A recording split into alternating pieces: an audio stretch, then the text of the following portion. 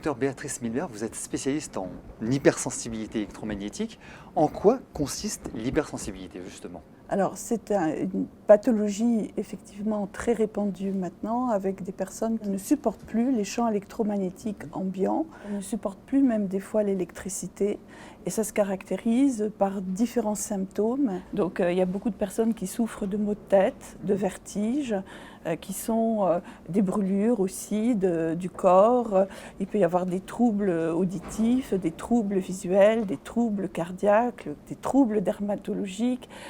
Tout ça est partout. Donc, si vous voulez, mais ce qui caractérise cette pathologie, c'est que c'est vraiment en contact avec les champs électromagnétiques ou avec le courant électrique pour certaines personnes. Quelles sont les ondes qui sont principalement en cause dans ces hypersensibilités? Parce qu'il y a beaucoup d'ondes qui sont identifiées. Encore, vous pouvez avoir tous les possibles. C'est-à-dire, ça peut être le téléphone portable, mais ça peut être les antennes relais.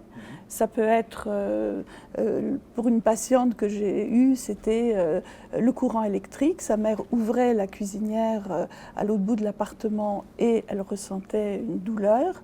Donc, voilà. Donc vous pouvez avoir toutes les possibilités avec, je dirais, des variantes. Vous avez des personnes qui peuvent vous dire quel est le type de portable qu'a la personne qu'elle croise dans la rue. Donc c'est une sensibilité hors norme, on va dire. En fait, il n'y a pas de systématisation. Non, absolument pas. Et donc c'est le questionnaire, c'est ce qu'on appelle l'anamnèse du patient, le questionnaire qui va identifier plus ou moins ceci. Absolument. Et des fois c'est effectivement très long parce qu'il y a beaucoup de souffrance, les gens n'ont jamais pu vraiment se confier. Donc quand ils viennent consulter, on fait la liste de tous les troubles qui les concernent. Après, effectivement, il y a des examens biologiques qu'on peut faire pour identifier. Mais comment le corps absorbe ces ondes et comment ça peut devenir toxique? Alors, si vous voulez, la notion qu'on a, c'est que cette sensibilité qui est arrivée, c'est un peu comme une allergie, si vous voulez. Il y a une saturation. En fait, il y a des récepteurs un petit peu partout dans le corps.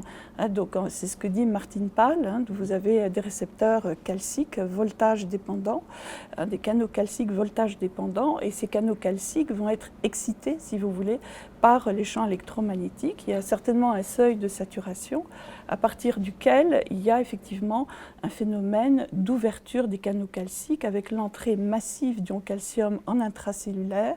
À partir de là, il y a un stress oxydant qui se déclenche, une fabrication excessive de radicaux libres et résultat d'inflammation. Après, si vous voulez, ce qui rentre en ligne de compte, c'est ce qu'on appelle le polymorphisme génétique, c'est-à-dire qu'il y a des personnes qui vont avoir la capacité de se détoxifier et d'autres personnes qui ne vont pas l'avoir.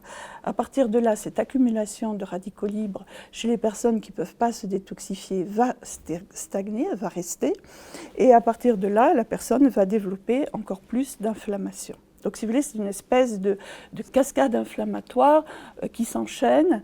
Et là, la personne se retrouve en difficulté réelle.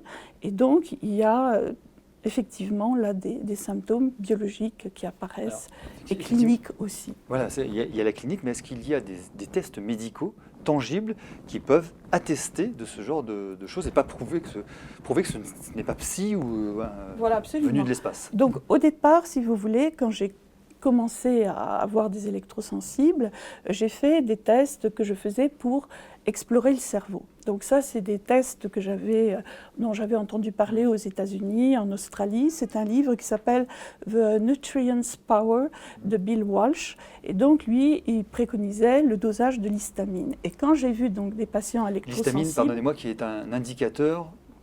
qui peut être un indicateur d'allergie, mais qui est aussi un indicateur d'inflammation. Et en particulier, donc, dans le cas des électrosensibles, pour moi, c'est un très bon marqueur d'inflammation cérébrale. Et donc, chez eux, chez les électrosensibles, il y avait cette augmentation extrêmement importante de l'histamine. Donc, ça a été un des tests qu'on a beaucoup utilisé avec le professeur Belpom quand on a fait cette étude en 2009-2010, puisque, d'après mes souvenirs, 42% des patients qui ont été explorés avaient une histamine élevée. voire très élevés. Donc les autres tests biologiques, c'est les protéines de choc thermique, l'HSP27, l'HSP70. Donc ça c'est très spécifique, d'accord. Voilà. La CRP ultrasensible. CRP, c'est un indicateur de l'inflammation. C'est un indicateur aussi d'inflammation. Et on avait aussi la S100B, qui est un marqueur d'ouverture de la barrière hémato-encéphalique. C'est-à-dire la barrière qui sépare la circulation du sang et le cerveau. Et le cerveau, d'accord. Et donc ça, normalement, cette barrière est toujours fermée. Elle n'est pas franchissable, si vous voulez. Hermético. Hermétique. Donc normalement, les protéines du sang, les germes qui sont en circulation dans le sang, ne peuvent pas passer.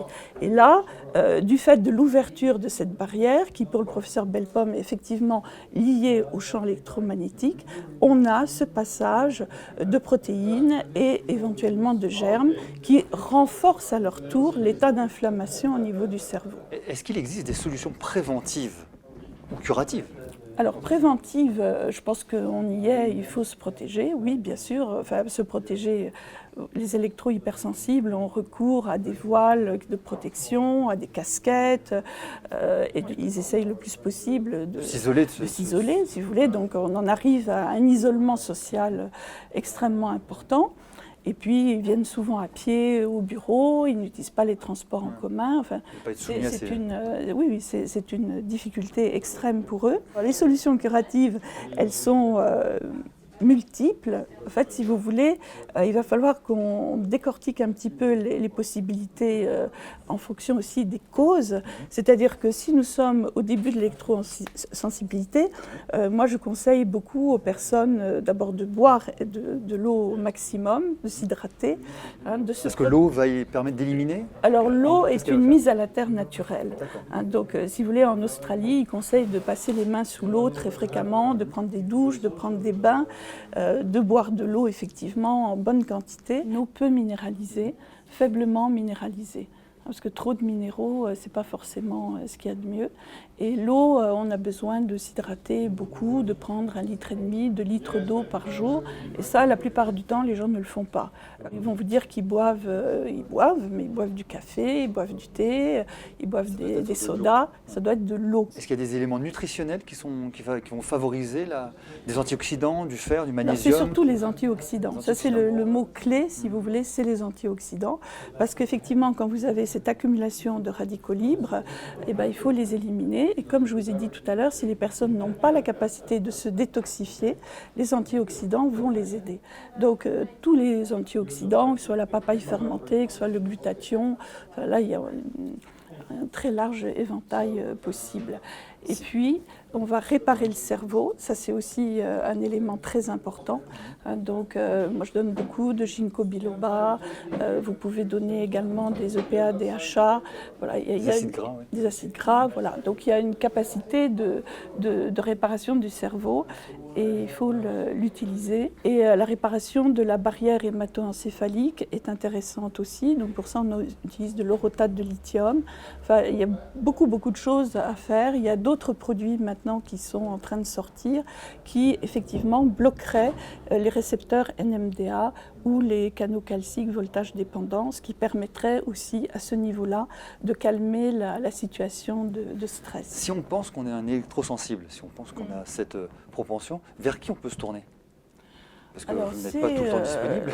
C'est compliqué, mais bon, on va dire que le professeur Bellepomme est en train de créer un IUT pour cette formation de médecine environnementale. Donc normalement, il doit y avoir une possibilité de formation des médecins.